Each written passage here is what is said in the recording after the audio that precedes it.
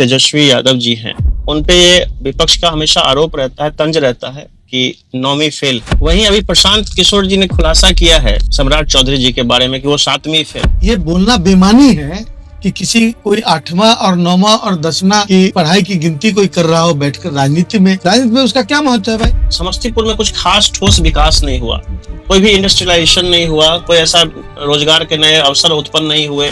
समस्तीपुर जिला को पिछड़ा जिला घोषित करवाना यह मेरे प्रयास से। चीनी मिल समस्तीपुर नीलाम हो गया, जूट मिल की स्थिति जस की तस है। हसनपुर चीनी मिल की स्थिति भी बहुत अच्छी नहीं कही जा सकती है। 900 किलोमीटर सड़क न उसके पहले कभी बनी थी और न उसके बाद आज तक बनी। हमारी समस्तीपुर की जो जनता है वो युवाओं को जरूर मौका देती है। श्रीमती सामजी चौधरी जी वो देश की सबसे युवा सांसद चुनी गई हैं। चार्टर फ्लाइट में मछली खिलाने और खाने वाले मुकेश सहनी जी, उन्होंने ये दावा किया है कि 60 सीट से कम में कंप्रोमाइज नहीं करें और उप मुख्यमंत्री पद चाहिए। क्या रैपिड फायर के लिए आप तैयार हैं? पूछिए। अगर आप राजनेता नहीं होते तो श्री आलोक कुमार मेहता जी क्या होते? एक गायक और एक साहित्यकार। सबसे अजीब शिकायत जो आपकी मतदाता से हो? मतदाता से कोई शिकायत नहीं, मतदाता महान है। कोई ऐसा वादा जो आपने नहीं निभाया? मैं कभी वादा नहीं करता हूँ। पटना में सबसे पसंदीदा जगह आपका कौन सा है? जैविक उद्यान। जब आप चुनाव जीतते हैं तो पहली चीज है जो क्या आप करते हैं? तो सबसे पहले मैं लोगों के बीच जाता हूँ। कोई ऐसा बिहारी खाना जिसको देख के मुंह में पानी आ जाए? बैगन बड़ी सब्जी गेहूं की रोटी। आपकी ताकत क्या है? राजनीति, भाषण या जनता से आपका कनेक्शन? तीनों थोड़ा थोड़ा। नेताजी को गुस्सा कब आता है? ऐसी मांग जो या तो अवैध हो या अनैतिक हो और उसके लिए जिद की जाती है। छुट्टी में कहाँ घूमना पसंद है? गाँव में भी घूमना पसंद है। आपके राजनीति में दोस्त ज्यादा हुए या दुश्मन? दोस्त। चुनाव जीतने के बाद सबसे बड़ा चैलेंज क्या है? सीमित संसाधनों में चुनाव से लेकर लोग जो हमारे यहाँ आते हैं उनकी व्यवस्था। एक लाइन में अगर जनता से कुछ कहना हो तो क्या कहें? देश के प्रजातंत्र को बचाइए।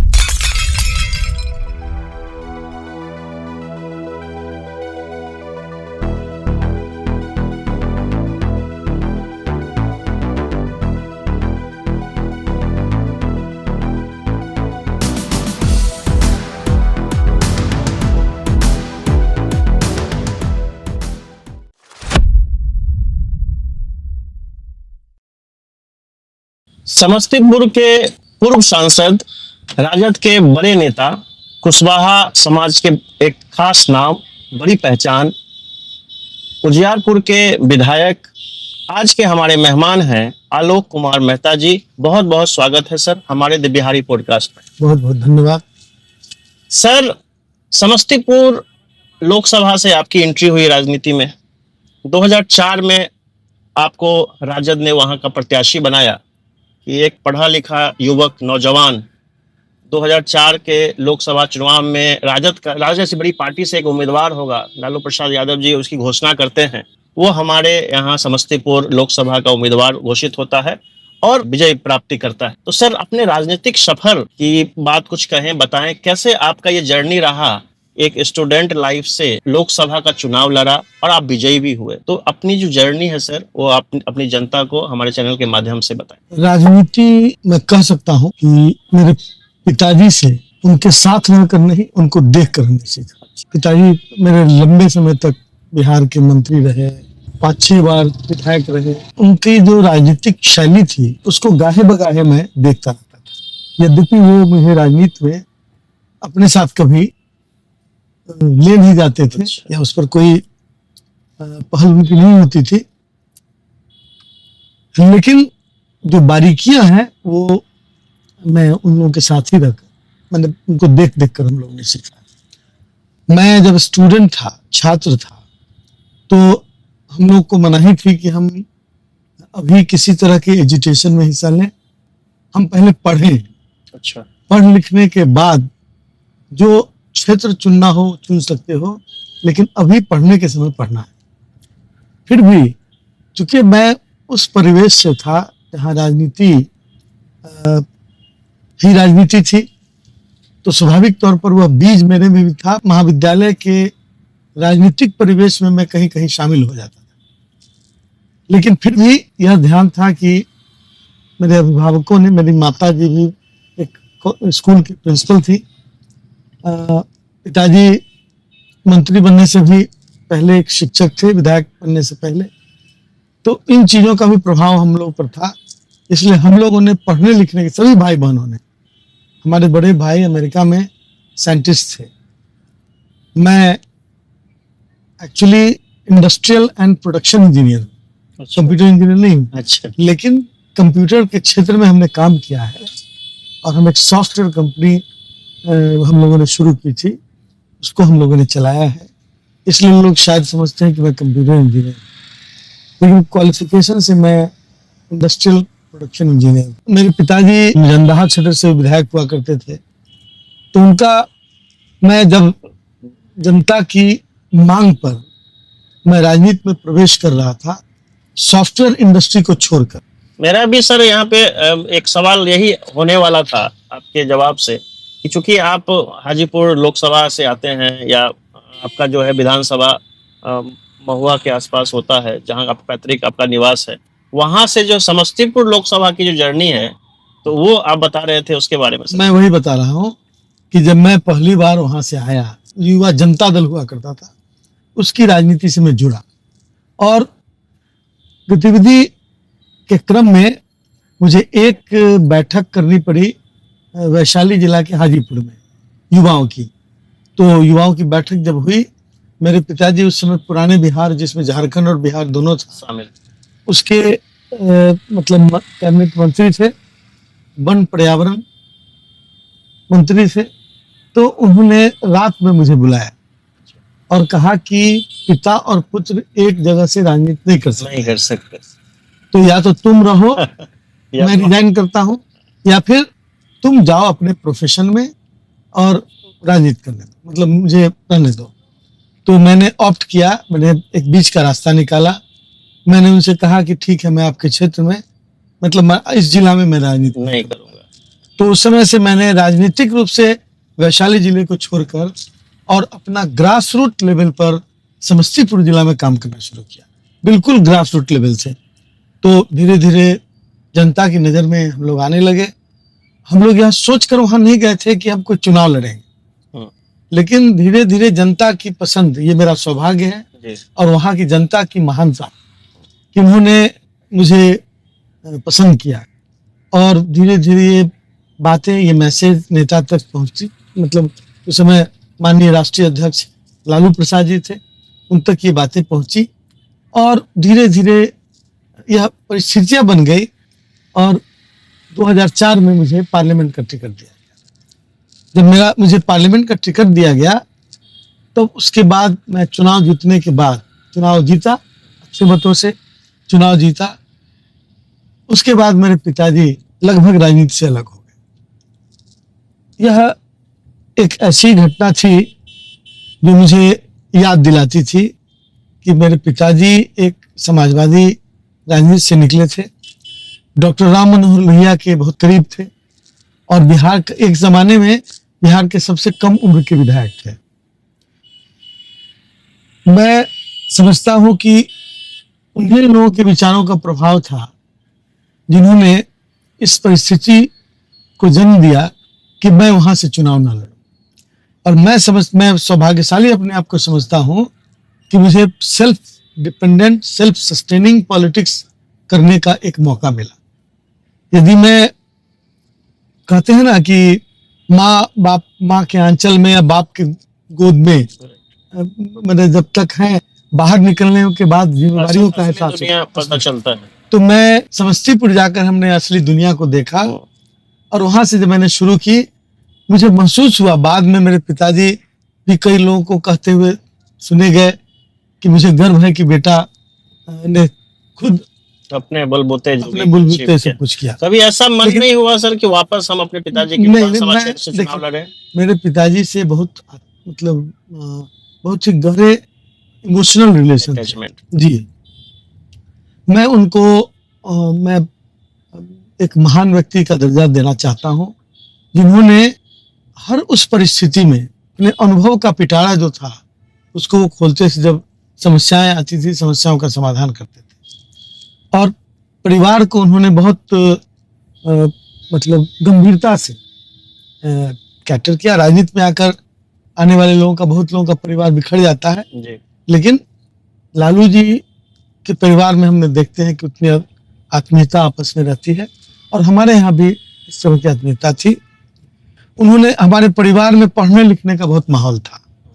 तो मेरी माँ चूंकि उस जमाने की एमए थी, मेरे पिताजी उस जमाने के ग्रेजुएट थे, मेरे भाई बहन सब लोग पढ़े लिखे थे, तो उस वह एक माहौल था, इसलिए पढ़ लिख कर और एक मैंने बेहतर राजनीति करने का की समझ हम लोग को थी। तो मुझे लगता है कि उसके बाद मैं कभी समस्तीपुर में जी जब एमपी था, तो महुआ में एक मीटिंग, माननीय लालू प्रसाद जी की मीटिंग थी, चुनावी सभा थी। तो मैं मंच पर लालू जी के साथ था, मेरे पिताजी मैदान में थे, लालू जी की नजर पड़ी, तो उन्होंने तुरंत आदमी को भेजा कि अरे अरे मेहता साहब वहाँ है, मेहता जी वहाँ है, बुलाओ। तो जब वो बुलाए गए तो मैं मंच से उतर गया। हम लोग इतना मेंटेन करते थे कि मंच शेयर नहीं करते थे, और मैं समझता हूं कि यह एक राजनीति की व्यवहार संहिता का, आदर्श व्यवहार संहिता का हिस्सा है। मैंने कोशिश की है अपने जीवन में पिताजी द्वारा स्थापित मूल्यों को हम उसको ये करें, और उस आपकी सर ये कहानी मुझे भारत रत्न स्वर्गीय कर्पूरी ठाकुर जी की जब जीवनी पढ़ रहा था तब याद दिलाती है कि उनका भी इसी तरह का एक सिद्धांत था कि जब तक मैं राजनीति करूंगा तब तक मेरा पुत्र जो है, उन्होंने चिट्ठी लिखा था अपने पुत्र को, और उनके बाद ही जो है रामनाथ ठाकुर जी, तो उसी तरह से जो है हमको लगता है उसी सिद्धांत के आपके पिताजी का भी रहा है। कह सकता हूँ एक्चुअली था क्या कि एकदम वो बहुत हार्डकोर नहीं थे पिताजी, लेकिन वो लोक लाज के प्रति काफी संवेदनशील हुआ करते थे, और उनको लगता था कि क्या कहेगा लोग, ये बड़ी बात थी। तो एक ये चीज थी। दूसरी बात कि मेरा खुद कॉन्शियसनेस जो मेरा था, वो ऐसा लगता था कि मुझे खुद ट्राई करना चाहिए, है ना।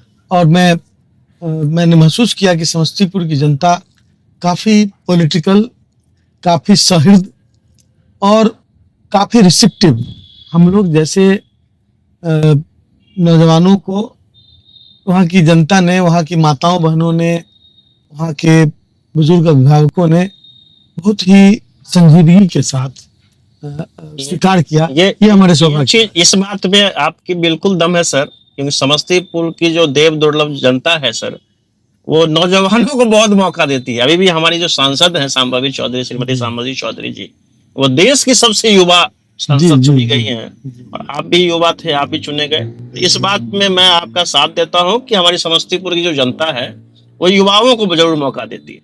दूसरा प्रश्न है सर हमारा कि आपने माता जी का जिक्र किया, पिताजी का जिक्र किया, आपके परिवार में बाकी लोग, आपकी धर्मपत्नी, बच्चे सर कितने हैं, क्या करते हैं? मेरी पत्नी एक प्राध्यापिका है, पटना विश्वविद्यालय में राजनीति विज्ञान की, राजनीति शास्त्र विभाग की विभागाध्यक्ष है। क्या नाम है सर उनका? उनका नाम डॉक्टर सीमा प्रसाद है, और वो अभी एक अंबेडकर चेयर है, उसकी चेयर प्रोफेसर भी है।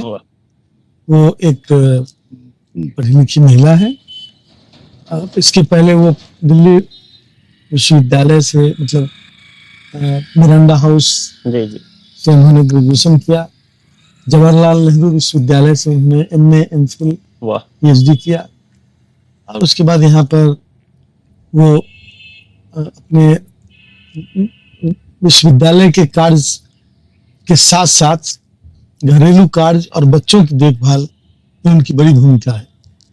वो यदि उस रूप में नहीं होती तो शायद मैं इस मुकाम तक नहीं पहुंच सकता। मेरी बेटी है जी, जो एमबीबीएस और एमडी करके डॉक्टर है, वो पीएमसीएच में डॉक्टर। 2 बेटा है, एक बेटा अमेरिका में जॉन्स हॉपकिंस यूनिवर्सिटी से एमएस करने के बाद वर्जीनिया यूनिवर्सिटी से पीएचडी कर रहे हैं रोबोटिक्स में, रोबोटिक्स एंड आर्टिफिशियल इंटेलिजेंस में। और सबसे छोटा बेटा वो दिल्ली विश्वविद्यालय से ग्रेजुएशन करके और उसके बाद अपने कैरियर किस फील्ड में बनाए इसकी खोज में है, उसके लिए प्रयासरत है। मेरी बहन है जो मेरे बड़े भाई अमेरिका में साइंटिस्ट थे, मैं जैसा कि मैंने बताया। छोटे भाई मृत्यु हो गई, वो एक बिजनेसमैन थे। और मेरी एक बहन है जो पटना विश्वविद्यालय में मगध महिला कॉलेज में प्रोफेसर है। तो यही मेरा परिवार है। सर मैं कह रहा था कि काफी एजुकेटेड परिवार है आपका, लेकिन आपके नेता प्रतिपक्ष जो हमारे तेजस्वी यादव जी हैं, उन पे ये विपक्ष का हमेशा आरोप रहता है, तंज रहता है कि नौवीं फेल है। वहीं अभी प्रशांत किशोर जी ने खुलासा किया है उप मुख्यमंत्री माननीय सम्राट चौधरी जी के बारे में कि वो 7वीं फेल है। तो इस के बारे में सर आपका क्या कहना है, अपनी प्रतिक्रिया दें। मेरे परिवार में पढ़े लिखे लोग हैं, हम लोग को भी पढ़ने लिखने का मौका मिल गया।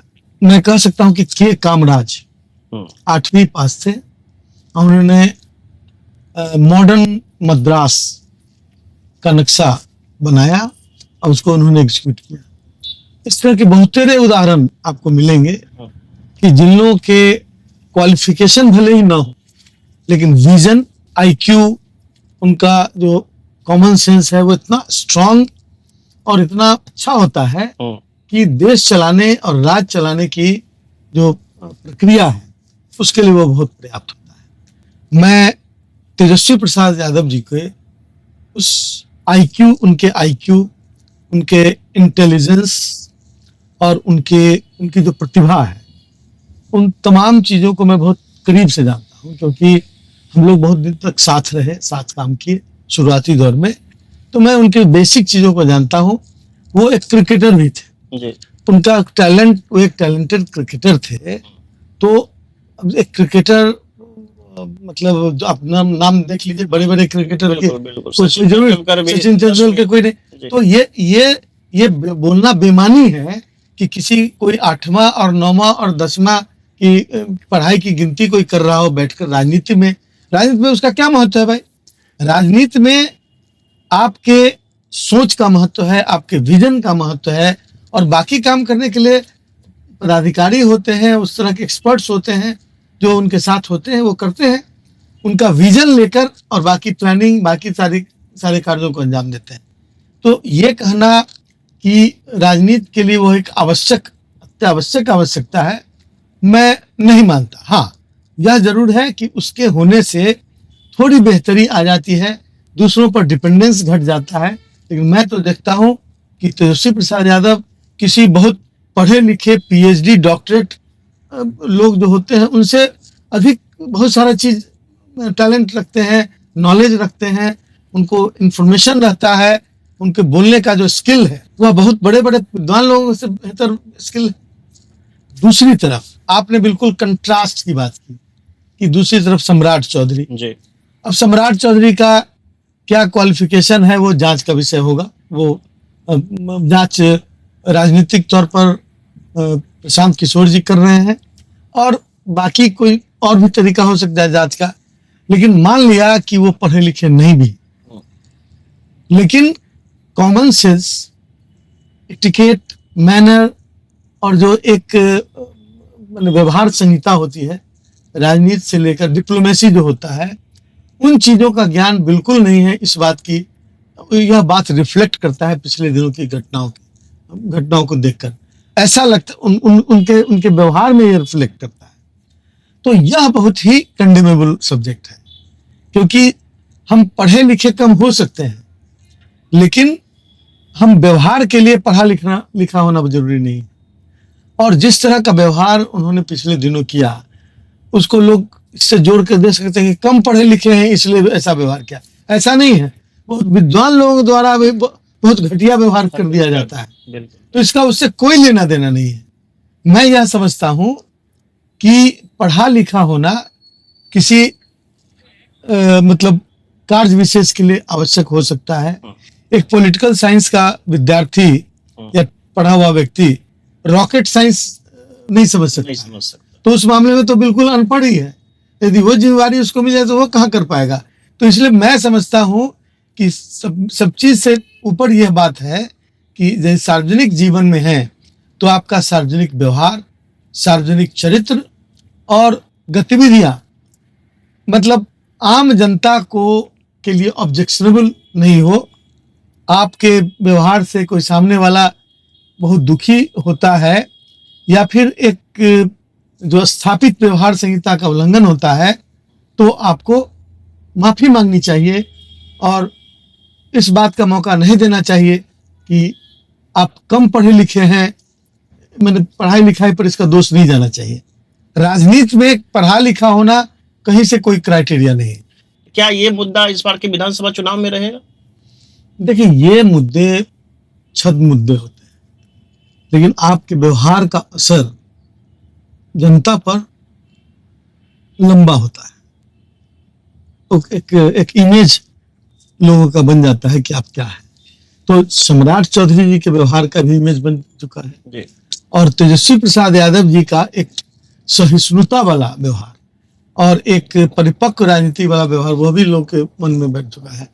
तो वोट पर तो इसका असर होना ही है, इसमें प्रचार करने की जरूरत नहीं है और इस पर कोई बहुत बहस करने की जरूरत नहीं है। बहुत जगह सर हमने पढ़ा है, सुना है कि आप माननीय तेजस्वी प्रसाद यादव के राजनीतिक गुरु भी कहे जाते हैं और कहीं ना कहीं जो राजनीति की परिपक्वता है, जो बेसिक राजनीति का जो ज्ञान है, उन्होंने आपसे प्राप्त किया है।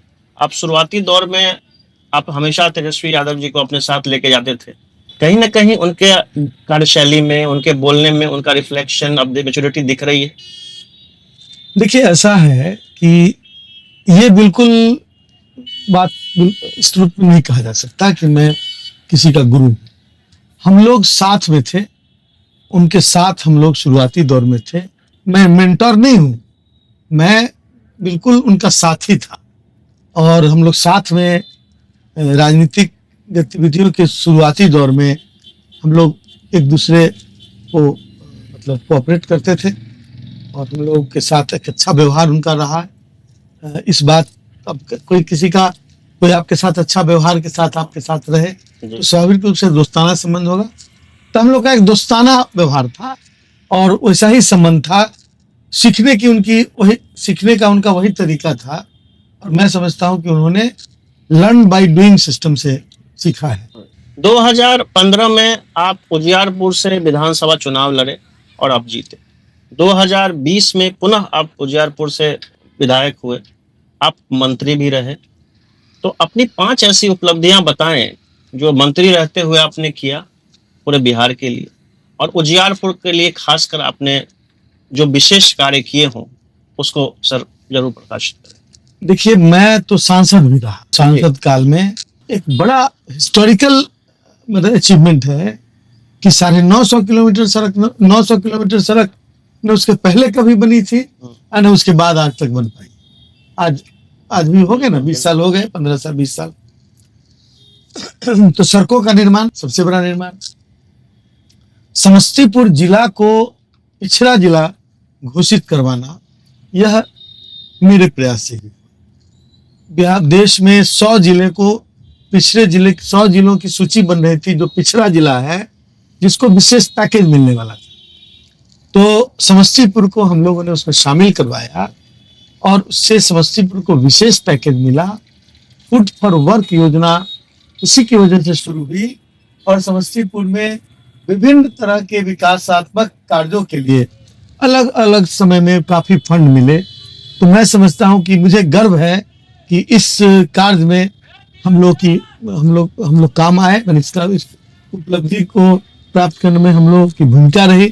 इस बात के लिए मैं गर्व महसूस करता हूं और समस्तीपुर जो भी है आज एक विकसित समस्तीपुर, हर बहुत मामले में मैं समझता हूं कि उसमें इस जो कदम था पिछड़े जिलों की श्रेणी में शामिल कराना, वह का बहुत कारगर सिद्ध हुआ। उसके बाद मुझे 2015 में विधायक बनने और मंत्री बनने का मौका मिला। मैं सहकारिता मंत्री था। मैंने अपने विभाग के अंदर बहुत सारे अमेंडमेंट किए, बहुत सारे सुधारात्मक कार्य किए, जिसमें मैं बता रहा हूँ, गिनती करा रहा हूँ।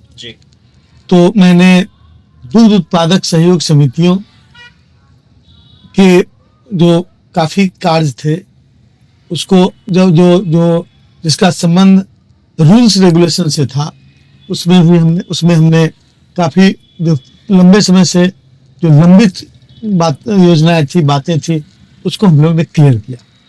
दूसरा था मत्स्यजीवी सहयोग समितियां, मछली के उत्पादन के, तो उसमें भी जो कानूनी पक्ष जो था दूध उत्पादक सहयोग समितियों का, मत्स्य उत्पादक सहयोग समितियों का, ये दोनों का जो कानूनी पार्ट था वो कोऑपरेटिव डिपार्टमेंट को देखना होता था।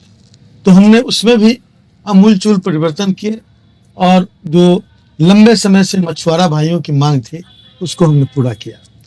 उसके बाद सब्जी के क्षेत्र में, सब्जी उत्पादन के क्षेत्र में हमने कोऑपरेटिव सिस्टम बनाया। वो शुरू किया हुआ मेरा ही था।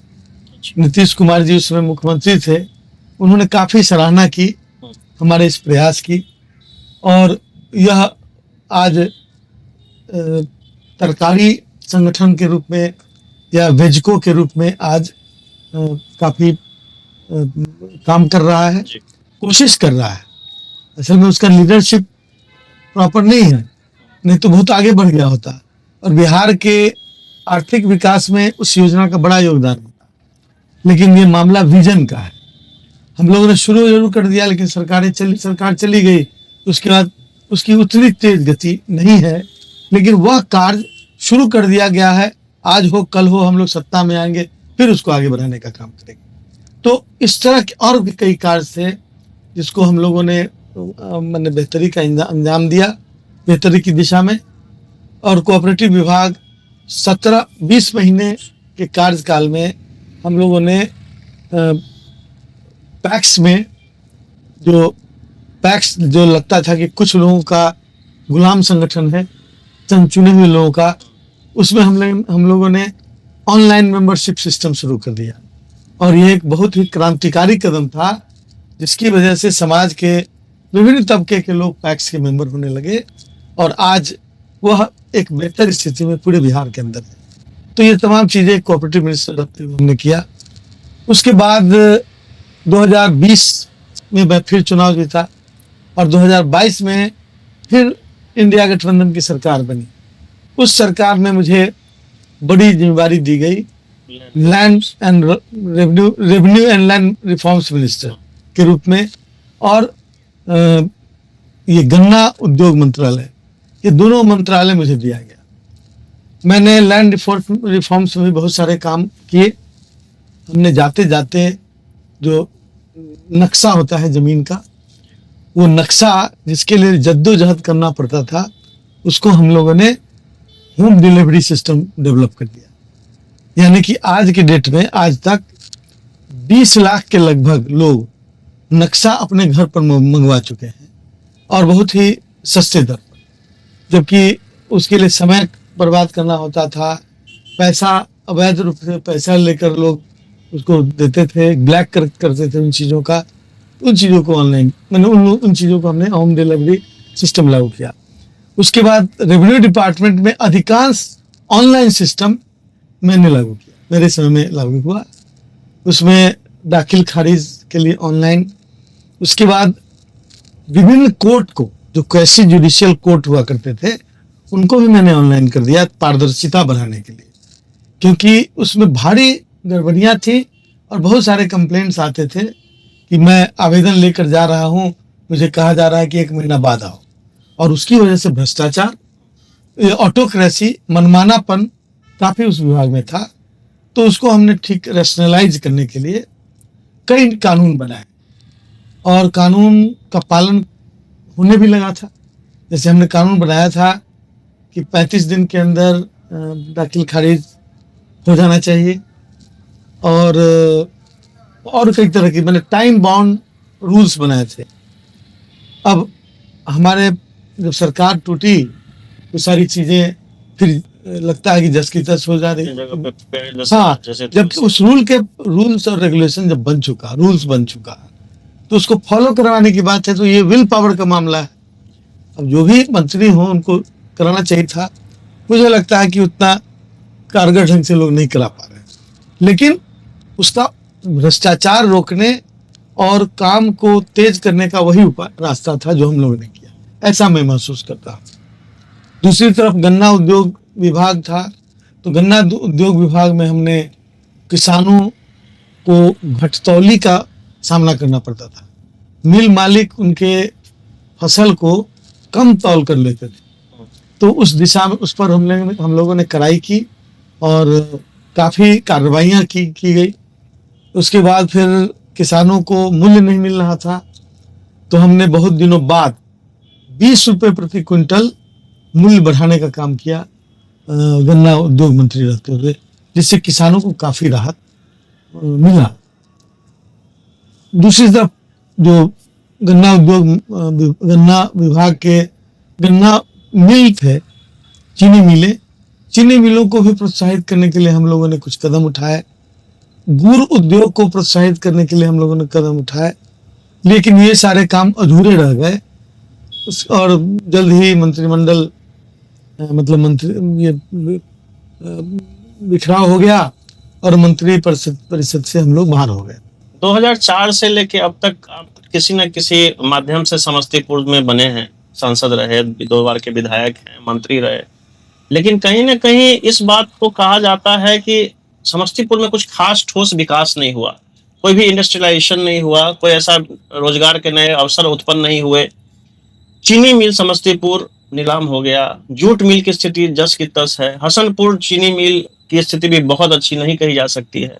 तो इन सब मुद्दों पर सर आपकी सरकार जब थी या भविष्य में कभी आपकी सरकार बनती है, तो इन मुद्दों को खास कर चीनी मिल और जूट मिल और नए व्यवसाय के लिए नए इंडस्ट्रियलाइजेशन फैक्ट्री लगाना, ऐसा कुछ प्लानिंग अगर कुछ है आपके सरकार में, या पहले भी ऐसे अवसर आए जो आपकी सरकार नहीं कर पाई जब आपका सरकार इंडी गठबंधन और नीतीश कुमार आपके राजद के साथ जब सरकार थी, तब ऐसा कोई व्यवस्था नहीं बन पाया? देखिए, जब संयुक्त सरकार होती है तो मुख्यमंत्री उसके अगुवा होते हैं। अब मुख्यमंत्री के विल पावर पर भी बहुत सारी चीजें डिपेंड करती है, अधिकांश चीजें, क्योंकि मुखिया तो वही होते हैं।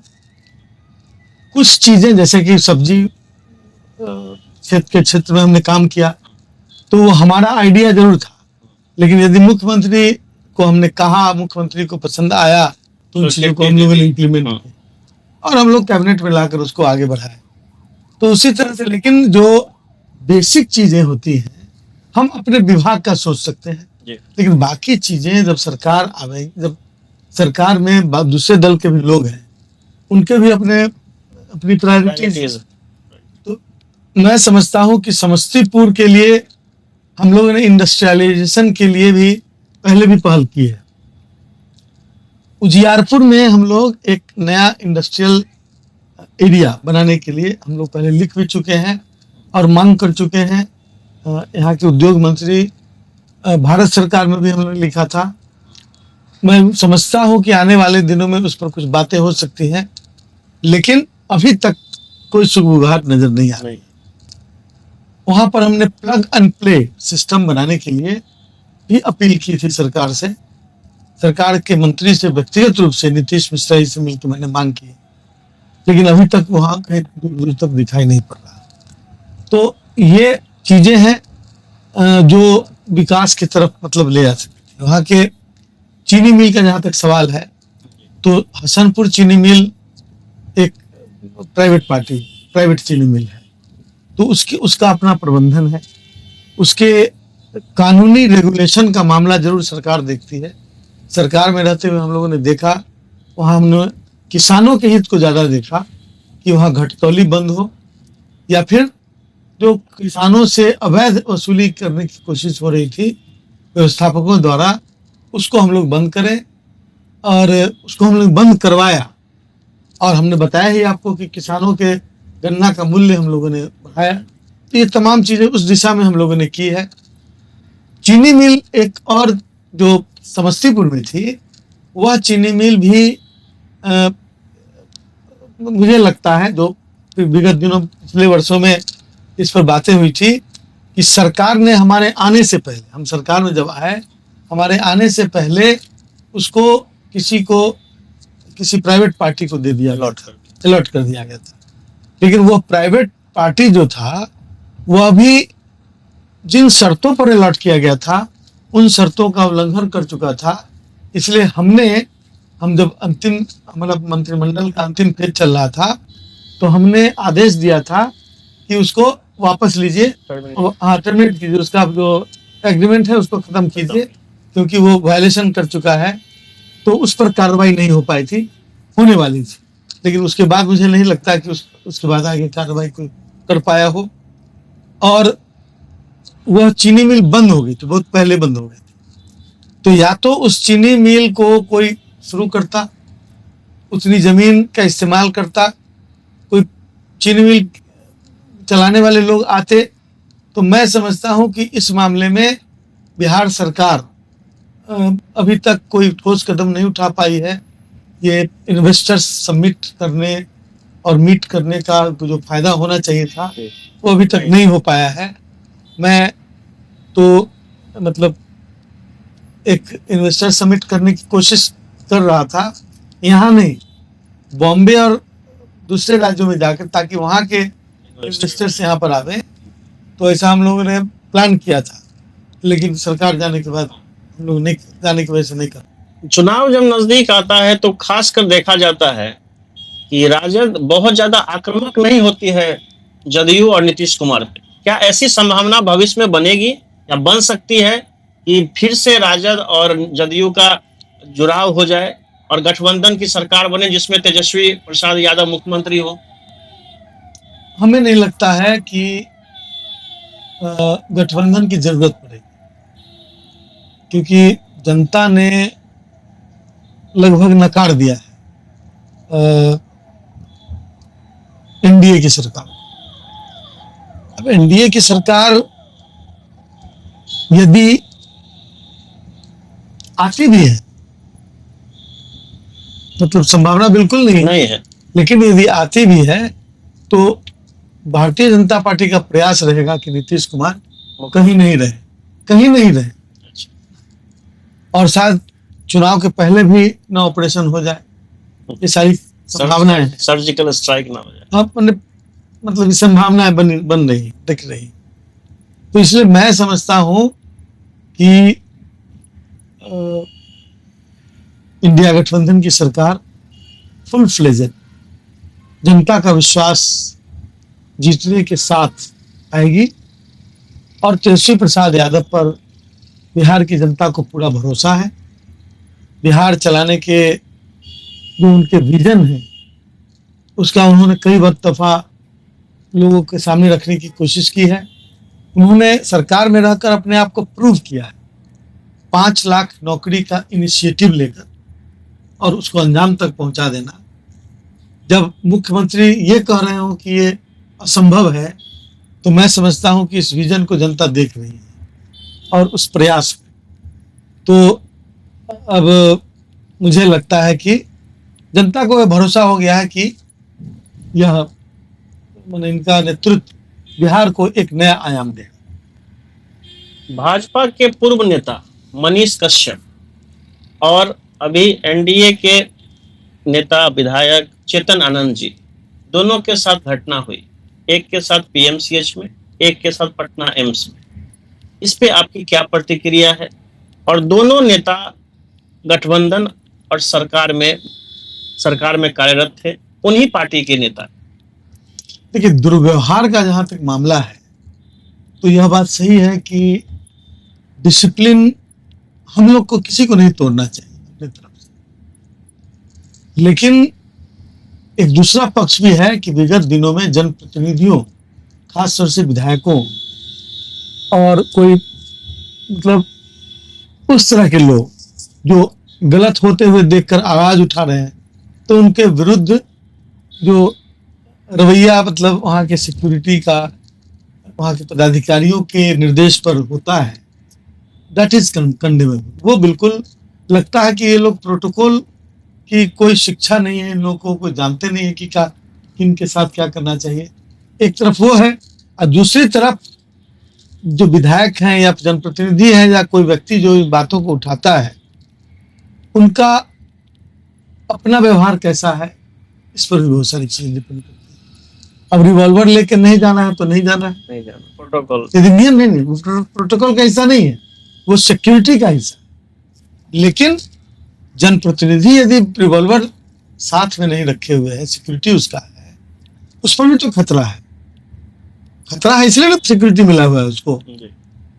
आप उसको रिवॉल्वर ले जाने से रोक रहे हैं, लेकिन सिक्योरिटी मिला हुआ इसलिए है कि उस पर खतरा हो सकता है। तो इसका मैनेजमेंट कैसे हो सकता है? तो सरकार का फेलियर है, उस संस्थान का फेलियर है। संस्थान के लोगों को इस पर व्यवहार, इस पर नियम बनाना चाहिए, क्या करना है, ऐसी परिस्थिति में क्या करना है। यदि विधायक आते हैं, मंत्री आते हैं, उनके साथ क्या व्यवहार होगा, क्या प्रोटोकॉल होगा, उसको स्टैब्लिश करना चाहिए। यह इग्नोरेबल, इस सरकार में यह इग्नोरेबल सब्जेक्ट है। किसी भी सरकार, ऊपर और नीचे दोनों, दिल्ली और पटना की सरकारों में, क्योंकि ये पावर सेंट्रलाइज्ड है। तो किसी भी दूसरे व्यक्ति को, विधायक को थोड़ा भी डेलीगेशन ऑफ अथॉरिटी या रिस्पॉन्सिबिलिटी जिसको बोलते हैं, पावर, वो नहीं देना चाहते हैं। तो ये एक यहाँ, और ब्यूरोक्रेसी सर चढ़ कर बोल रहा है। जो पदाधिकारी बोल दिए, संस्थान के हेड बोल दिए, वही पत्थर पर लकीर है। तो फिर ये संवैधानिक जो विधानसभा है वो क्यों बना है, लोकसभा क्यों बना है? भारतीय लोकतंत्र में लोकसभा और विधानसभा सबसे पावरफुल मतलब ये है, स्तंभ है विधायी का, और होना भी चाहिए। जो कि बिल्कुल वोट से आई हुई जो शक्तियां हैं वो उसी में निहित है। बाकी तो मनोनयन के आधार पर होता है या फिर चयन के आधार पर होता है, लेकिन विधायिका तो वोट से आई हुई शक्ति है। तो इसको कमजोर करने पर लोग लगे हुए हैं। दूसरी तरफ हम लोग भी अपने आप को, हम लोग को अपने गिरेबान में झांकना चाहिए कि हमसे कोई गलती तो नहीं हो गई। यदि हम ये झांकने लगे तो शायद ये घटनाएं ना घटे। जन स्वराज के सूत्रधार प्रशांत किशोर जी, और कहीं ना कहीं जो महागठबंधन की सरकार बनी आपकी और नीतीश कुमार जी की, जदयू की, उसके भी सूत्रधार प्रशांत किशोर जी की पार्टी जन स्वराज, एक एक करके प्रशांत जी, चाहे वो जीवेश मिश्रा जी हों, चाहे दिलीप जायसवाल जी हों, और अब सम्राट चौधरी जी, हमारी भाषा में कहते हैं कि एक एक करके, क्रिकेट की भाषा में कहते हैं धागा खोल रहे हैं। मतलब उनके पीछे वो जांच करके उनके उजागर कर रहे हैं चीजों को।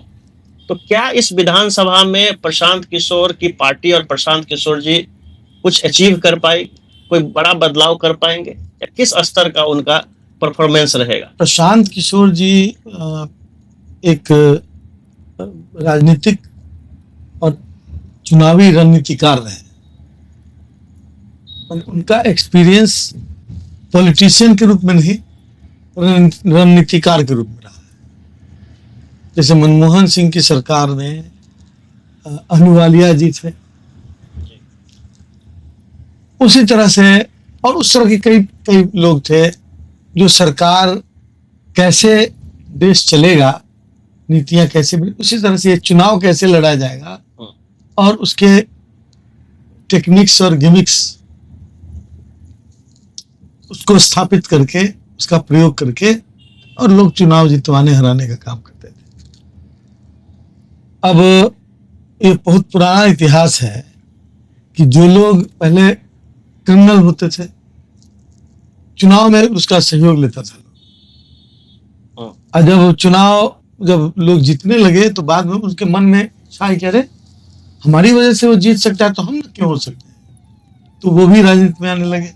तो बीच में आपने देखा होगा कि जितने बड़े क्रिमिनल थे सब बाहुबली सब विधानसभा पहुंच गए थे। विधायक अगली बार जनता ने उनको पूरी तरह हरा दिया।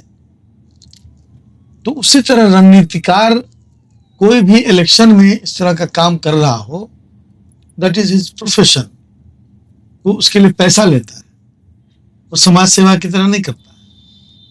तो वैसे रणनीतिकार अब फ्लोर पर आने लगे हैं। अभी बहुत सारे लोग जो इलेक्शन मैनेजमेंट करते हैं बोलते हैं कि हम प्रशांत किशोर के साथ काम किए हुए हैं, बहुत जगह अपना अपना काम कर रहे हैं।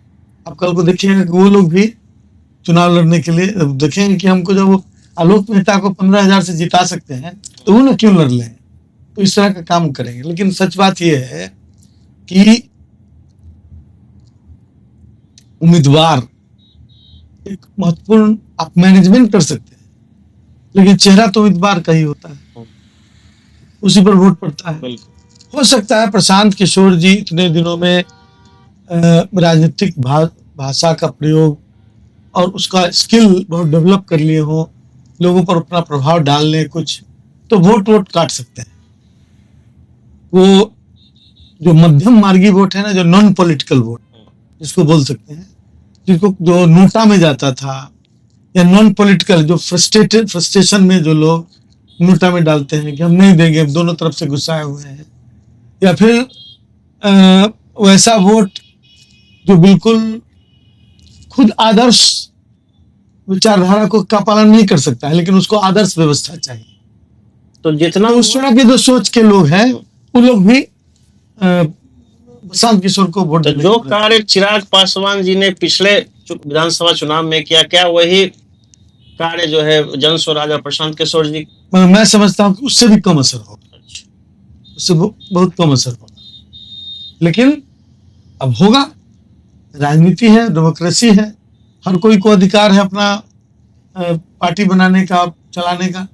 प्रशांत किशोर जी के बाद सर आपके खास चार्टर फ्लाइट में मछली खिलाने और खाने वाले मुकेश सहनी जी, कंधे से कंधे मिला के चलने वाले तेजस्वी यादव जी के साथ मुकेश सहनी जी की बात करते हैं। उन्होंने ये दावा किया है कि 60 सीट से कम में कंप्रोमाइज नहीं करेंगे और उप मुख्यमंत्री पद चाहिए। क्या उनका दावा इस बार मान लिया जाएगा या फिर से वो आपको छोड़ के एनडीए की तरफ चले जाएंगे? ये तो अभी होना बाकी है, और ये हम लोग का आंतरिक मामला है, ये कोई बाहर करने वाली चीज है नहीं। ये तो रोज टेबल टॉक होता है, हर 2 दिन 3 दिन पर हम लोग मिलते जुलते रहते हैं, और ऐसे ही एडजस्टमेंट होता है। मतलब कोई एनडीए में ऐसा नहीं है कि आपको क्या लग रहा है चिराग पासवान क्या बोल रहे हैं, नहीं लग रहा है, चाहे कोई और। तो ये सब सभी पार्टियों में होता है, प्रेशर पॉलिटिक्स। ये प्रोसेस है, अच्छा, ये एक स्टेज है जहाँ पर प्रेशर होता है। नहीं, धीरे धीरे लोग सब समझते हैं कि हाँ भाई इतना नहीं हो सकता है, फिर बात को नेगोशिएशन। समझते हैं, अच्छा, है ना। कुछ लोग पब्लिक में अपना मतलब दबाव बनाने के लिए ऐसा करते हैं कि पब्लिक को समझे कि हम इतने सीटों पर, मतलब इस सब तरह की चीजें होती हैं, और ये सभी पॉलिटिकल अलायंसेस में ऐसा होता है, कोई नई बात नहीं। और इस बार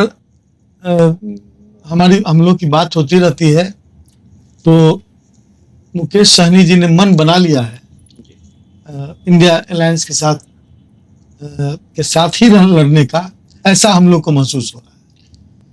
सर अब आखिरी दौर में कुछ सवाल है। कुछ ऐसा कार्य जो उजियारपुर के लिए अभी तक आपने नहीं किया, जो अगर आपकी सरकार बनती है तो आप करना चाहेंगे? उजियारपुर में एक इंडस्ट्रियल स्टेट हम लगाना चाह रहे हैं, जिसमें प्लग एंड प्ले सिस्टम भी हो, जिसमें कि छोटे छोटे उद्योगपति वहां पर ये कर सके, मतलब अपना प्रोडक्शन सिस्टम डेवलप कर सके। और उजियारपुर में का अभिन्न हिस्सा है दलसिंह सराय, जो कि एक सब डिविजनल टाउन है। तो सब डिविजनल टाउन एक बहुत पुराना, मतलब 200-300 वर्ष पुराना मसाला उद्योग का केंद्र रहा है। तो मैं समझता हूँ कि वहां पर औद्योगिक क्षेत्र बनाकर और उस तरह के प्रोडक्ट्स जो यहाँ पर, जिसमें वेजिटेबल है, मसाला है, उसका एक उसका हब बनना चाहिए। और जो सब किसानों के द्वारा उत्पादित सामान है उसका मूल्य संवर्धन होना चाहिए, वैल्यू एडिशन होना चाहिए, ताकि औने पौने दाम पर जो पैकार खरीद के ले जाते हैं फसल, किसान के फसल को, उनको उसका मूल्य मिलना चाहिए। तो केंद्र सरकार ने तो दावा वादा सब कर दिया था कि दो गुना मिलेगा किसानों को। आज तक पता नहीं चल रहा है कि कैसे 2 गुना मिलेगा। तो अब हमको लगता है कि इस सिस्टम को जब आने वाले दिनों में हम लोग फिर से यदि आते हैं और सरकार में आते हैं, तो वहां पर हम लोग किसानों के लिए, खासतौर से सब्जी उत्पादक किसानों के लिए, अन्न उत्पादक किसानों के लिए, उनके उत्पादों के मूल्य संवर्धन के लिए हम लोग मिल लगाएंगे, इंडस्ट्री लगवाने का काम करेंगे, ताकि उनके जो उत्पाद हैं उनको बेहतर मूल्य मिल सके। हमारे आखिरी अंश में कुछ रैपिड फायर क्वेश्चन होंगे जो नॉन पॉलिटिकल ज्यादा होंगे, तो क्या रैपिड फायर के लिए आप तैयार हैं? पूछिए। हमारा पहला सवाल है सर, अगर आप राजनेता नहीं होते तो श्री आलोक कुमार मेहता जी क्या होते? एक गायक और एक साहित्यकार। वाह, बहुत खूबसूरत सर। दूसरा सवाल है सर, सबसे अजीब शिकायत जो आपकी मतदाता से हो? नहीं, मतदाता से कोई शिकायत नहीं है, मतदाता महान है। तीसरा सवाल सर, कोई ऐसा वादा जो आपने नहीं निभाया? मैं कभी वादा नहीं करता हूं, मैं कोशिश और प्रयास का वादा जरूर करता हूं। हमारा अगला सवाल है सर, पटना में सबसे पसंदीदा जगह आपका कौन सा है? जैविक उद्यान। जहां हर सुबह आप घूमने जाते हैं। जी। इसके बाद सर, जब आप चुनाव जीतते हैं, कितने चुनाव आप जीते हैं, जब आप चुनाव जीतते हैं तो पहली चीज है जो क्या आप करते हैं? चुनाव जीतता हूं तो सबसे पहले मैं लोगों के बीच जाता हूं। कोई ऐसा बिहारी खाना जिसको देख के मुंह में पानी आ जाए? बैगन बड़ी की सब्जी और गेहूं की रोटी। आपकी ताकत क्या है? राजनीति, भाषण या जनता से आपका कनेक्शन? तीनों थोड़ा थोड़ा। नेताजी को गुस्सा कब आता है? जब अनड्यू डिमांड होता है, जब कोई ऐसी मांग जो या तो अवैध हो या अनैतिक हो और उसके लिए जिद की जाती है। हमारा अगला सवाल है सर, छुट्टी में कहाँ घूमना पसंद करेंगे? छुट्टी में मैं गांव में भी घूमना पसंद करूंगा। बहुत अच्छा सर, गांव से अभी भी जुड़े हुए हैं, मिट्टी से जुड़ाव है। अगला सवाल है रैपिड फायर में, कोई ऐसा डायलॉग, कोई ऐसा तकिया कलाम जो आप हमेशा उसका उपयोग करते हैं अपने बोलने के क्रम में, भाषण के क्रम में? ऐसा कोई निश्चित नहीं है। आपके राजनीति में दोस्त ज्यादा हुए या दुश्मन? दोस्त। चुनाव जीतने के बाद आप सांसद रहे, विधायक रहे, मंत्री रहे, तो सबसे बड़ा चैलेंज क्या आता है? सीमित संसाधनों में चुनाव से लेकर और लोग तक जो हमारे यहाँ आते हैं उनकी व्यवस्था। एक लाइन में अगर जनता से कुछ कहना हो तो क्या कहें? देश के प्रजातंत्र को बचाइए, प्रजातंत्र खतरे में। बहुत बहुत धन्यवाद सर रैपिड फायर राउंड के लिए। विधानसभा 2025 नजदीक है और आपकी तैयारियां शुरू है। हमारी ढेर सारी शुभकामनाएं, इस बार आप सरकार बनाएं, सरकार में आए और जो भी वादा आपने किया है उसे पूरा करें। आप डायरेक्ट जनता से क्या अपील करना चाहेंगे? मैं अपनी महान जनता जो हमारे विधानसभा क्षेत्र के हैं उनसे अपील करता हूं कि प्रजातंत्र को बचाने के लिए और इस राज्य के खुशहाली के लिए आप सब लोगों से अपील है कि आप इंडिया गठबंधन को वोट दें और तेजस्वी प्रसाद यादव जी को बिहार का मुख्यमंत्री बनाकर बिहार के विकास के मार्ग को प्रशस्त करें। धन्यवाद। इतने शॉर्ट नोटिस पे आप हमारे पॉडकास्ट में शामिल हुए सर, बहुत बहुत धन्यवाद, बहुत बहुत आभार। धन्यवाद, बहुत बहुत धन्यवाद।